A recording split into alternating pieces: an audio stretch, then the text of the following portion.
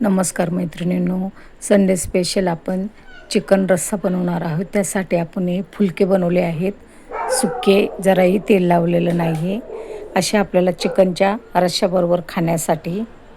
आता इथे चिकन शिजून झालेलं आहे. आता मसाला मी परतून घेत आहे. खोबरं आणि फुटाणे. आता आपण चिकन त्यामध्ये टाकून दिलेलं आहे. चिकन मसाला, घरचा मसाला आणि मिरची पावडर, धने पावडर हे सर्व आपण या चिकनमध्ये टाकलेलं आहे. आता आपण एक उकळी करून घेऊया.